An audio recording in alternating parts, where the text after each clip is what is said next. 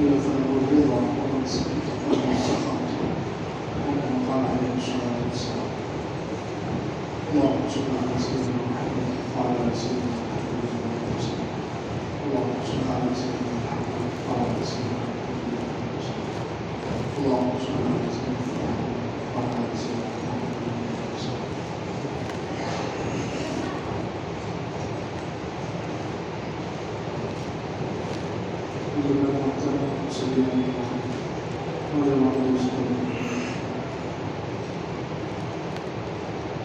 حضور اکرم صلی اللہ علیہ وسلم مبارک سیرت کا تذکرہ شروع حضور اکرم صلی اللہ علیہ وسلم کی زندگی مدینہ منورہ تشریف ہے اور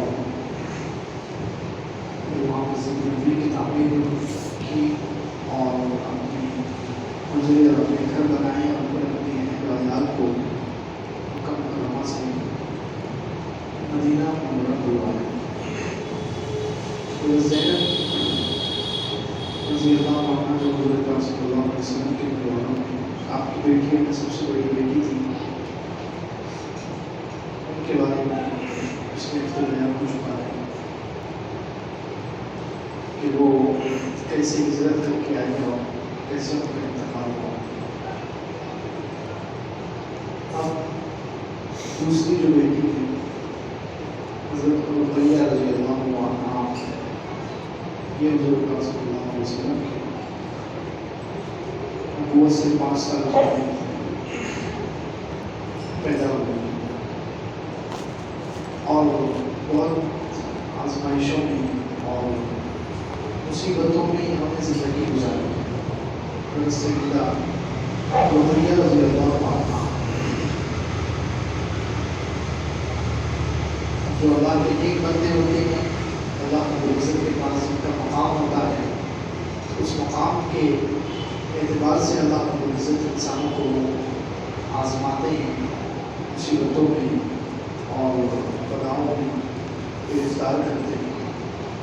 حضرت رقیہ رضی اللہ عنہا کی زندگی میں اس کا منہ بولتا ثبوت ہے کہ کتنی کٹھن اور مشقت بھری زندگی انہوں نے گزاری. حضور پاک صلی اللہ علیہ وسلم کی مبارک گود میں ان کی پرورش ہوئی, جوانی تک پہنچی. سب سے پہلی آزمائش یہ آئی کہ جب اس عمر کو پہنچ گئی جس عمر میں لڑکیوں کو رشتے آتے ہیں, تو حضرت رقیہ اور ان سے جو چھوٹی بہن ہیں حضور پاک صلی اللہ علیہ وسلم کی بیٹی ہیں حضرت ام کلثوم رضی اللہ عنہا, ان دونوں میں زیادہ فرق نہیں ہے, 1 یا 2 سال کا فرق ہے. تو جب یہ دونوں جوانی کے نزدیک پہنچی, بلوغت کی حد کے نزدیک پہنچ گئی, اس وقت اب ان کو رشتے آئے. اس کا رشتہ آیا یہ سب سے پہلی اور سب سے بڑی آزمائش تھی ان دونوں کے لیے کہ حضور پاک صلی اللہ علیہ وسلم کے جو سب سے محبوب اور مہربان چچا تھے ابو طالب تھے, وہ قریش کے کچھ آدمیوں کو لے کر آئے. پہلی جو بیٹی ہے آپ کی حضرت زینب رضی اللہ عنہ, وہ تو حضرت خدیجہ رضی اللہ عنہ کے بہن کے بیٹے سے ان کا نکاح ہوا. یعنی بنو ہاشم جو حضور کا خاندان ہے وہ خاندان سے باہر چلی گئی. اب چچا ابو طالب آئے اور قریش کے کچھ لوگوں کو لے کر آئے کہ اب یہ 2 بیٹیاں ہیں, یہ قریش اور بنو ہاشم کے اندر رہنی چاہیے, بنو ہاشم کے باہر نہیں جانی چاہیے. اللہ کے رسول صلی اللہ علیہ وسلم چچا کی وجہ سے مجبور ہو گئے. ابو طالب بہت مہربان تھے, بہت ساتھ دیا تھا, بچپن سے پرورش کی تھی, بہت احسانات تھے. اب وہ رشتہ بھی کس کا لے کر آئے, عبد العزیٰ جو حضور صلی اللہ علیہ وسلم کا چچا ہے اور جو ابو لہب کے نام سے مشہور ہے, ملعون انسان, اس کے 2 بیٹوں کا رشتہ لے کر آئے کہ اس کے دونوں بیٹے بھی جوانی کے قریب ہیں اور آپ کی دونوں بیٹیاں بھی جوانی کے قریب ہیں. اس لیے ابو لہب کے 2 بیٹے عتبہ اور عتیبہ ان دونوں کا نکاح رقیہ اور ام کلثوم رضی اللہ عنہما سے کر دیا جائے۔ اللہ کے رسول صلی اللہ علیہ وسلم چچا ابو طالب کی وجہ سے خاموش ہو گئے اور ماننا پڑا۔ پہلی ایک بیٹی بنو ہاشم سے باہر چلی گئی، اب یہ دونوں بیٹی اگر جاتے تو پورے بنو ہاشم میں مخالفت کھڑی ہو جاتی، اور جس دعوت اور تصدیق کو لے کر اللہ کے رسول صلی اللہ علیہ وسلم کھڑے ہوئے تھے، ہو سکتا اس میں بھی مشقتوں کا سامنا کرنا پڑتا۔ یہ لوگ چاہے مسلمان نہیں تھے لیکن ساتھ دے رہے تھے، حضور پاک صلی اللہ علیہ وسلم کی مدد کرتے تھے، آپ کی حفاظت کرتے تھے۔ ان کی وجہ سے کوئی حضور پاک صلی اللہ علیہ وسلم کو زیادہ نقصان پہنچانے کی ہمت نہیں کرتا تھا، اس لیے اللہ کے رسول صلی اللہ علیہ وسلم مجبور ہو گئے۔ حضرت خدیجہ رضی اللہ عنہ کو تو معلوم تھا کہ جس ابو لہب کے گھر میری بچیاں جا رہی ہیں وہ ابو لہب کیسا انسان ہے، اور پھر اس کی بیوی پورے مکہ مکرمہ میں مشہور تھا کہ یہ سب سے زیادہ سخت دل عورت، سب سے زیادہ مکار، جھوٹی، بدزبان، چغلخور اور ذلیل عورت، پورے مکہ مکرمہ میں مشہور تھا۔ اور وہ دونوں ساز بننے والی، وہ عورت ساز بننے والی ہے کس کی؟ حضور پاک صلی اللہ علیہ وسلم کی دو بیٹیوں کی۔ لیکن اللہ کی طرف سے یہ آزمائش کا اور ان کی زندگی کے امتحان کا گویا پہلا سبق تھا۔ دونوں کا رشتہ ہو گیا، یا یوں کہہ لیجیے نکاح بھی ہو گیا، لیکن رخصتی اس زمانے میں یہ بھی رواج تھا کہ بغیر رخصتی کے بھی لڑکی اور لڑکا ایک ساتھ رہتے تھے۔ اللہ کے رسول اللہ صلی اللہ علیہ وسلم کی دونوں بیٹیاں بھی ابو لہب کے گھر چلی گئی اور وہاں انہوں نے وقت گزارا، سال گزارے، لیکن ابھی رخصتی نہیں ہوئی تھی۔ بغیر رخصتی کے وہاں پر رہنا اور خدمت کرنا شوہر کی اور گھر والوں کی۔ اب ادھر اللہ کے رسول صلی اللہ علیہ وسلم نے نبوت کا اعلان کیا اور ابو لہب نے سب سے پہلا پتھر مارا اور حضور پاک صلی اللہ علیہ وسلم کی شدید مخالفت شروع کی، تو اللہ رب العزت نے قرآن کی سورت اتار دی، تبت یدا ابی لہب وتب، کہ ابو لہب ہلاک اور برباد ہو جائے، اس کے ہاتھ ٹوٹ جائیں، یعنی وہ ہلاک اور برباد ہو جائے۔ اللہ رب العزت نے یہ سورت اتاری۔ اس کی بیوی کی بھی برائی، وامرأتہ حمالۃ الحطب، اس کی بیوی لکڑیاں اٹھانے والی، یعنی وہ لکڑیاں اٹھا کر حضور پاک صلی اللہ علیہ وسلم کے راستے میں کانٹے بچھاتی تھی، اس کا تذکرہ ہے۔ پھر آگے اس کے انجام کا بھی تذکرہ ہے کہ وہ جب جہنم میں جائے گی، فی جیدہا حبل من مسد، اس کے گلے میں رسی ہوگی، آگ کی رسی اس کے گلے میں باندھی جائے گی۔ جب یہ سورت اتری تو ابو لہب تو بہت غصے میں آیا، اور قریش نے ابو لہب پر دباؤ ڈالا، پریشر ڈالا، یہ کیا ہوگا، تیرے خلاف تو سورت اتر گئی ہے اور محمد صلی اللہ علیہ وسلم تیرے بارے میں یہ کہتے ہیں، اور تو نے ان کی بیٹیوں کو اپنے گھر میں رکھا ہے، جلدی سے اپنے بیٹوں سے کہہ کر ان کو طلاق دلوا دے، تاکہ وہ اپنے بیٹیوں کے جھگڑوں میں ایسے مشغول ہو جائیں کہ دین کی خدمت نہ کر سکیں۔ جب دو بیٹیاں جوان ان کو طلاق ہو جائے گی اور گھر بیٹھ جائے گی تو باپ کو کتنا غم ہوگا، اور اس غم کی وجہ سے ہو سکتا ہے یہ دین کو چھوڑ دیں اور دین کی طرف بلانا اور دین کے لیے مشقت اٹھانا چھوڑ دیں۔ تو ابو لہب فوراً گھر گیا اور عتبہ اور حذیفہ جو دو بیٹے تھے ان سے کہا، رأسی علی رأسکما حرام ان لم تطلقا ابنتی محمد صلی اللہ علیہ وسلم، میرا سر تمہارے سر پر حرام، یعنی میں کبھی تمہیں چہرہ نہیں بتاؤں گا اگر تم نے محمد صلی اللہ علیہ وسلم کی بیٹیوں کو طلاق نہیں دی۔ تو دونوں نے طلاق دی۔ عتبہ جو حضرت رقیہ رضی اللہ عنہ کا جو شوہر تھا عتبہ، وہ اس نے صرف طلاق دی، وہ نرم دل تھا، آگے چل کے وہ مسلمان بھی ہوئے، صحابی بن گئے۔ لیکن جو دوسرا تھا وہ بڑا ابو لہب کا پورا اثر اس پر تھا، بہت سخت دل اور بہت کمینہ۔ اللہ کے رسول صلی اللہ علیہ وسلم کی خدمت میں آیا اور اللہ کے رسول صلی اللہ علیہ وسلم کے سامنے آ کر طلاق دی اور کہنے لگا کہ میں اے محمد صلی اللہ علیہ وسلم سن لو، میں تم سے محبت نہیں کرتا ہوں، نہ تمہیں مجھ سے محبت ہونی چاہیے، میں تمہاری بیٹی کو چھوڑ رہا ہوں، طلاق دے رہا ہوں۔ اور عجیب عجیب باتیں اس نے کہی۔ اللہ کے رسول صلی اللہ علیہ وسلم نے اس کے لیے ایک دعائیہ جملہ کہا، اللہم ثبت علیہ قلبا من کتابک، کہ اللہ اپنے کتوں میں سے کوئی کتا اس پر مسلط کر دے۔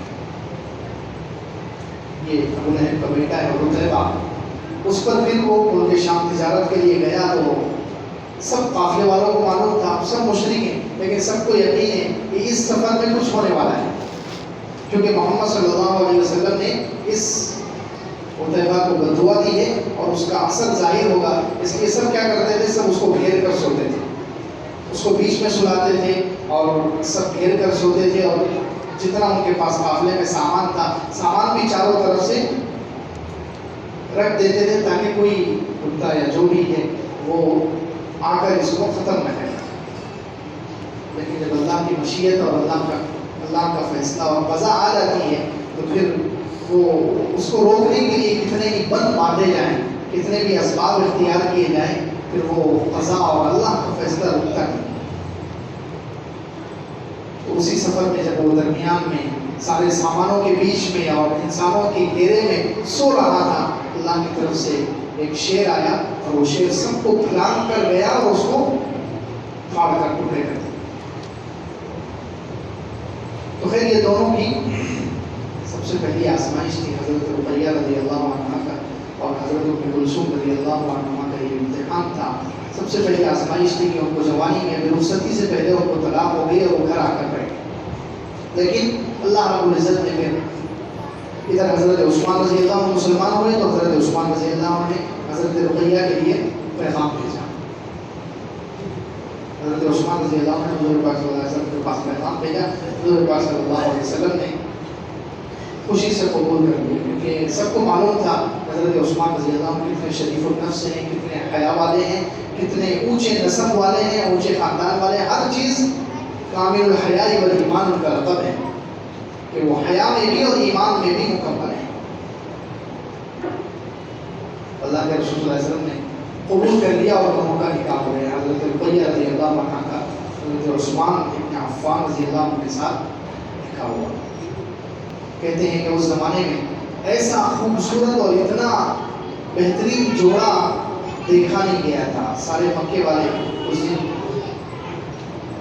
عورتیں جو ہے شادی کے وقت یہ گا رہی تھی کہ ہم نے اتنا خوبصورت جوڑا اور اتنے خوبصورت دو انسان نہیں دیکھے، رقیہ و بعدها عثمان، رقیہ اور ان کے شوہر عثمان، بہت خوبصورت اور بہت جچتا ہوا جوڑا ہے۔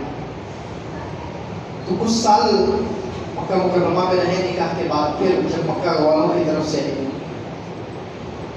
مسلمانوں کو بہت زیادہ ستایا جانے لگا اور اللہ کے رسول صلی اللہ علیہ وسلم نے حبشہ کی طرف ہجرت کی مسلمانوں کو اجازت دی، تو حضرت عثمان رضی اللہ عنہ اپنی بیوی حضرت رقیہ حضور پاک صلی اللہ علیہ وسلم کی پاکیزہ بیٹی کو لے کر حبشہ کی طرف ہجرت کی۔ اب دیکھیں اللہ کے رسول صلی اللہ علیہ وسلم کی بیٹی ہے لیکن کتنی مشقتوں میں پل رہی ہے۔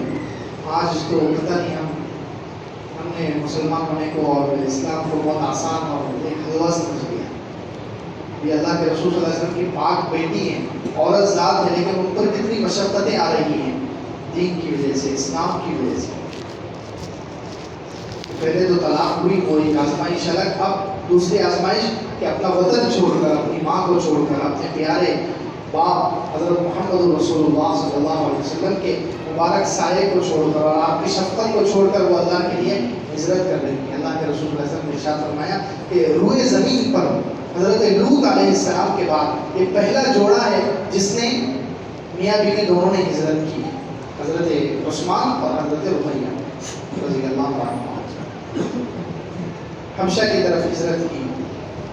اس زمانے کی ہجرت، اس زمانے کا سفر کوئی آسان سفر نہیں ہوتا تھا، پیدل چل رہے ہیں، کچھ کشتی کا سفر ہے، حبشہ پہنچ گئے، حبشہ میں کچھ وقت گزارا، خبر سننے میں آئی کہ مکے والے مسلمان ہو گئے ہیں۔ بہت خوشی ہوئی کہ جن مکے والوں سے ہم بھاگ کر آئے تھے اور جن کی تکلیفوں سے ہم نے اپنا وطن چھوڑا تھا، وہ لوگ مسلمان ہو گئے، اب سکون نصیب ہوگا۔ تو بہت سارے لوگ حبشے سے واپس آ گئے، ان میں یہ حضرت عثمان اور حضرت رقیہ رضی اللہ عنہ دونوں میں تھے۔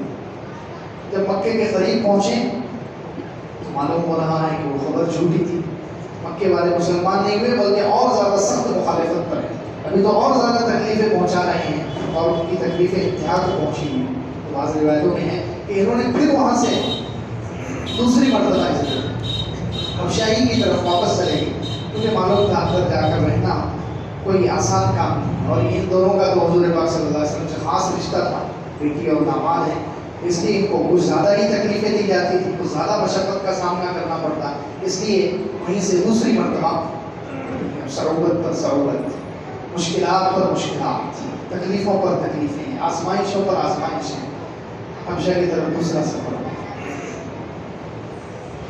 اور وہاں رہے۔ اس کے بعد پھر اللہ کے رسول صلی اللہ علیہ وسلم پر وحی آئی اور مدینہ منورہ کی طرف ہجرت کا حکم ہوا، تو پھر کہتے ہیں ہم دونوں نے وہیں سے مدینہ منورہ کی طرف ہجرت کی۔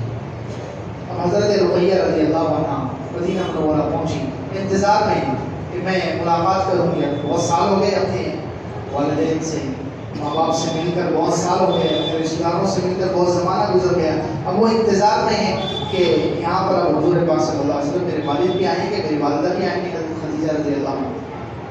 لیکن جب حضور پاک صلی اللہ علیہ وسلم پہنچے مدینہ منورہ تو کیا خبر سننے میں آئی کہ والدہ کا تو انتقال ہو چکا ہے۔ دیکھیں آزمائش، ایک اور آزمائش کا پہاڑ ٹوٹ گیا۔ ماں اتنا مبارک سایہ ہوتا ہے انسان پر، وہ سایہ سر سے اٹھ گیا، اور حضرت خدیجہ رضی اللہ عنہ جیسی پیاری ماں ہو تو دکھ اور بھی زیادہ بڑھ جاتا ہے، غم اور بھی طویل ہو جاتا ہے۔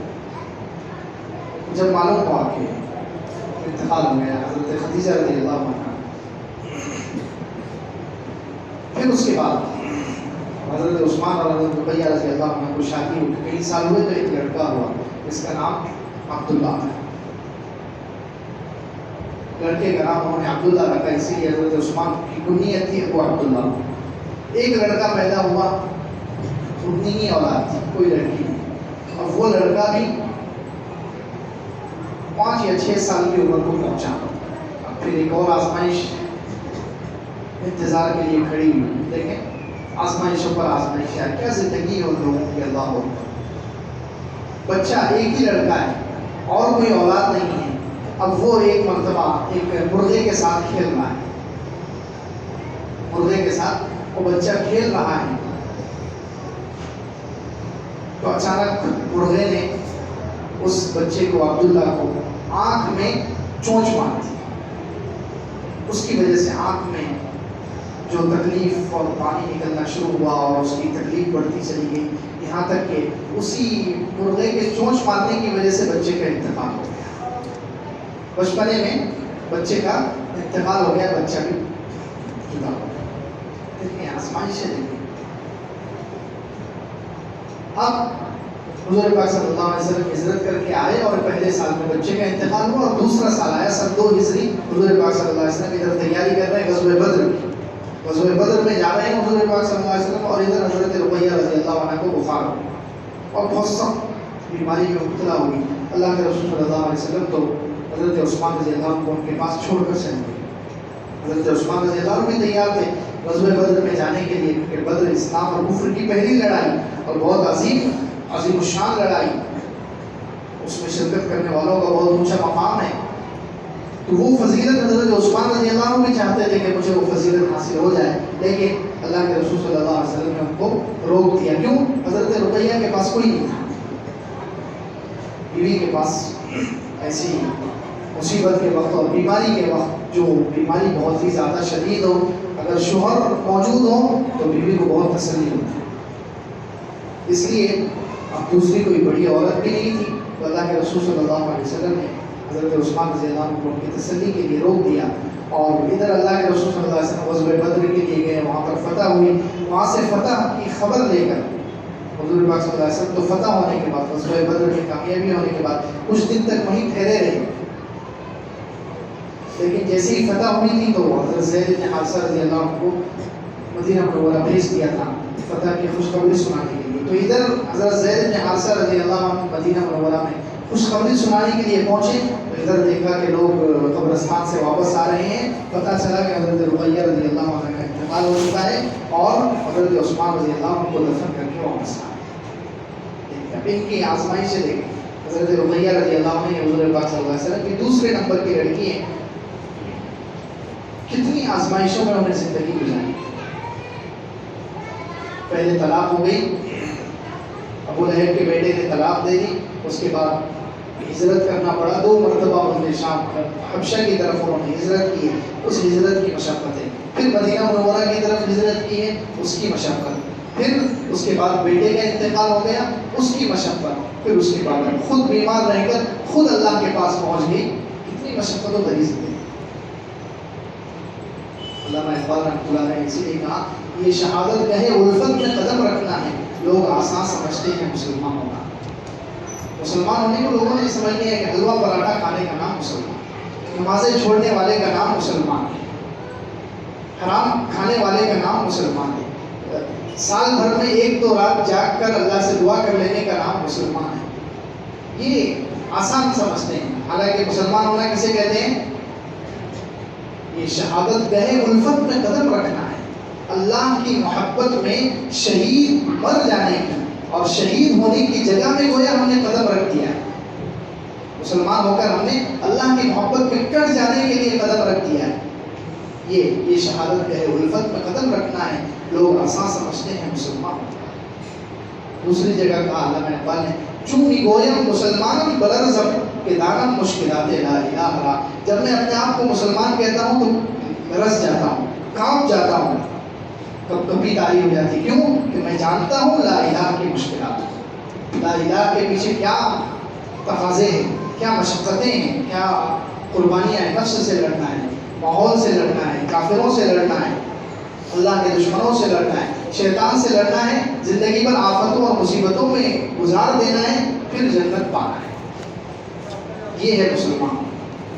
اللہ کے رسول صلی اللہ علیہ وسلم کی پاک بیٹی ہے. خود اللہ کے رسول صلی اللہ علیہ وسلم پر بھی یہ حالات ہے. جتنی ظاہر سی بات ہے جتنی مشقتیں بیٹی کو پیش آئے گی تو اس کی تکلیف باپ کو ہوگی یا نہیں ہوگی. یہ جتنی مشقتیں حضرت رقیہ رضی اللہ عنہ کو پیش آئی براہ راست اس کی تکلیف جب اللہ کے رسول صلی اللہ علیہ وسلم کو چیزیں معلوم ہوتی تھی تو خود حضور پاک صلی اللہ علیہ وسلم پر کیا گزری تھی.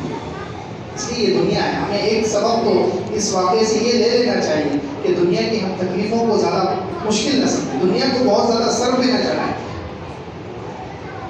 دنیا کو ہلکا سمجھیں. اصل آخرت کو سامنے رکھیں. اللہ کے رسول صلی اللہ علیہ وسلم اور آپ کی پاک بیٹیوں کے ساتھ اتنے حادثات گزر رہے ہیں، اتنی پریشانیاں گزر رہی ہیں، اتنی ابتلاءات، اتنی آزمائشیں، اتنی مصیبتوں میں ان کی زندگی گزر رہی ہے. اور ہم سمجھتے ہیں کہ مسلمان ہو گئے تو بس جنت ہمیں دنیا ہی میں مل جانی چاہیے، ایک کانٹا بھی نہیں چھوٹنا چاہیے، ایک تکلیف کا بھی سامنا نہیں ہونا چاہیے. تھوڑی سی تکلیف آئی کہ نعوذ باللہ ہم شکوے اور شکایتیں شروع کر دیتے ہیں، کوسنا شروع کر دیتے ہیں، نمازیں چھوڑ دیتے ہیں، اللہ سے ہمیں شکایت ہو جاتی ہے. نعوذ باللہ. کیسے مسلمان؟ یہ اللہ کے رسول صلی اللہ علیہ وسلم کی پاک بیٹی کی زندگی کے ایک پر مشقتیں ہی مشقتیں. حضرت ام کلثوم رضی اللہ عنہ جو دوسری حضور پاک صلی اللہ علیہ وسلم کی تیسری بیٹی ہے اور حضرت رقیہ کے ہم عمر ہیں، یہ دونوں نے ایک ساتھ پرورش پائی، ایک ساتھ دونوں جوان ہوئی، ایک ساتھ دونوں کا پہلے جو نکاح ہوا تھا ابو لہب کے 2 بیٹوں سے ایک ساتھ ان کا نکاح ہوا اور ایک ہی ساتھ ان کو طلاق ہوئی. اب جو ام کلثوم رضی اللہ عنہ وہ اس کے بعد سے ان کا نکاح نہیں ہوا، وہ گھر بیٹھی ہوئی تھی. جب ابو لہب کے بیٹے نے طلاق دی تو وہ گھر بیٹھی ہوئی تھی، اس کے بعد سے ان کا نکاح نہیں ہوا. اب جب حضرت رقیہ رضی اللہ عنہ کا 2 ہجری میں انتقال ہو گیا، ہجرت کے 2 سال کے بعد جب حضرت رقیہ کا انتقال ہو گیا اور حضرت عثمان رضی اللہ عنہ پریشان، اتنی حضرت عثمان رضی اللہ عنہ کو اتنی پاکیزہ اتنی اچھی بیوی ملی حضور پاک صلی اللہ علیہ وسلم کی پاک بیٹی، تو ظاہر سی بات ہے کتنا غم ہوگا. تو ہمیشہ وہ غم زدہ رہتے، پریشان رہتے. اللہ کے رسول صلی اللہ علیہ وسلم نے ایک مرتبہ دیکھا تو پوچھا کہ کیا بات ہے؟ اراک مغموماً، میں تجھے مغموم دیکھتا ہوں، جب سے رقیہ کا انتقال ہوا ہے تو غم زدہ ہے. تو حضرت عثمان رضی اللہ عنہ کہنے لگے کہ اللہ کے رسول میرے اوپر جو گزری ہے شاید کسی پر نہیں گزری. اللہ کے رسول کی پاک بیٹی میری نکاح میں تھی اور وہ مجھ سے الگ ہو گئی. اتنی خوبصورت اور اتنی بااخلاق اتنی اچھی بیوی مجھ سے جدا ہو گئی تو میں غم زدہ نہیں رہوں گا تو کیا ہوگا؟ مجھے غم نہیں ہوگا تو کیا ہوگا؟ اللہ کے رسول صلی اللہ علیہ وسلم نے کہا کہ ٹھیک ہے، میں دوسری بیٹی ام کلثوم کی تیرے نکاح میں دیتا ہوں. یہ جبرائیل ہے، جبرائیل السلام آئے. اللہ کے رسول صلی اللہ علیہ وسلم نے کہا کہ یہ جبرائیل آئے ہیں اور جبرائیل نے مجھے اللہ کی طرف سے پیغام دیا ہے کہ میں ام کلثوم کا نکاح بھی تیرے ساتھ کروں. پھر حضرت ام کلثوم رضی اللہ عنہ ان کا بھی نکاح حضرت عثمان رضی اللہ عنہ کے ساتھ 2 ہجری میں ہوا اور وہ 6 سال ان کے نکاح میں 8 ہجری تک 6 سال تک وہ حضرت عثمان رضی اللہ عنہ کے نکاح میں رہی. 6 سال کے بعد ان کا بھی انتقال. اللہ کے رسول صلی اللہ علیہ وسلم کی کیا حالت ہوتی ہے. 3 بیٹیاں حضور پاک صلی اللہ علیہ وسلم کی اپنے ہاتھوں سے، 4 بیٹیوں میں سے 3 بیٹیوں کو حضور پاک صلی اللہ علیہ وسلم نے اپنے مبارک ہاتھوں سے قبر میں اتارا ہے. اور بیٹے تو جتنے بھی تھے، بعض لوگ کہتے ہیں 2 ہے، بعض کہتے ہیں 3 ہیں، تو بیٹوں کو تو اتارا ہی ہے مکے کی زندگی میں، لیکن بیٹیاں جوان ہوئی، اور جوان ہونے کے بعد بھی شادیوں کے بعد 3 بیٹیاں کم عمری میں 20 سال 22 سال 25 سال اتنی عمر میں تینوں بیٹیوں کو حضور پاک صلی اللہ علیہ وسلم نے اپنے مبارک ہاتھوں سے قبر میں اتارا. اندازہ لگائیں کتنا حضور پاک صلی اللہ علیہ وسلم کی زندگی مشقت بھری ہے، کتنی مجاہدے والی زندگی ہے، کتنی تکلیفوں والی زندگی ہے، اور کتنی آزمائشوں والی زندگی ہے کہ لوگوں کی طرف سے الگ پریشانیاں ہیں، لوگوں کی طرف سے الگ مصیبتیں ہیں، لوگوں کی طرف سے الگ حملے ہیں، اور گھر میں یہ حالات ہیں. تو خیر 6 سال حضرت ام کلثوم رضی اللہ عنہ جو تیسرے نمبر کی بیٹی ہے وہ حضرت عثمان رضی اللہ عنہ کے ساتھ رہی، اور پھر ان کا بھی انتقال ہو گیا. اللہ کے رسول صلی اللہ علیہ وسلم قبر میں اترے، اس وقت آنسو تھے، حضور پاک صلی اللہ علیہ وسلم رو رہے تھے. حضرت عمر رضی اللہ عنہ نے دیکھا تو پوچھا کہ اللہ کے رسول آپ بھی رو رہے ہیں، آپ بھی روتے ہیں؟ تو اللہ کے رسول صلی اللہ علیہ وسلم نے ارشاد فرمایا کہ عمر، آنکھ اور دل سے غم کا اظہار ہو تو یہ تو جائز ہے، ہاتھ اور چہرے پر اس کا اظہار نہیں ہونا چاہیے. کیا کریں، ہاتھ سے لوگ بہت سارے چہروں کو پیٹتے ہیں، سینوں کو پیٹتے ہیں، چلا پکار کرتے ہیں، یہ تو اسلام میں جائز نہیں ہے. ہاں محبت میں اگر اپنے آنکھ سے آنسو بہاتا ہے اور دل اس کا غم زدہ ہوتا ہے، یہ فطری بات ہے، یہ انسان کی فطرت ہے، یہ جائز ہے. آنکھ اور دل میں غم ہو، یعنی آنکھ سے آنسو بہ رہے ہوں غم کی وجہ سے اور دل غم زدہ ہو، تو یہ تو جائز ہے، اس میں کوئی پریشانی نہیں. ہاتھ سے غم کا اظہار نہیں کرنا چاہیے، ماتم وغیرہ کر جسے ماتم کرتے ہیں بہت سارے لوگ، ماتم کر کے اور یا رو پیٹ کر ہاتھ سے اور زبان سے چلا کر جو اظہار کرتے ہیں غم کا، وہ اسلام میں جائز نہیں ہے. باقی آنکھ اور دل میں غم ہونا یہ کوئی بری بات نہیں. خیر اللہ کے رسول صلی اللہ علیہ وسلم کی 2 بیٹیاں اس حال میں انہوں نے زندگی گزاری اور ان کا انتقال ہوا. اب آخری بیٹی حضرت فاطمہ رضی اللہ عنہ کے ساتھ کیا ہوا انشاءاللہ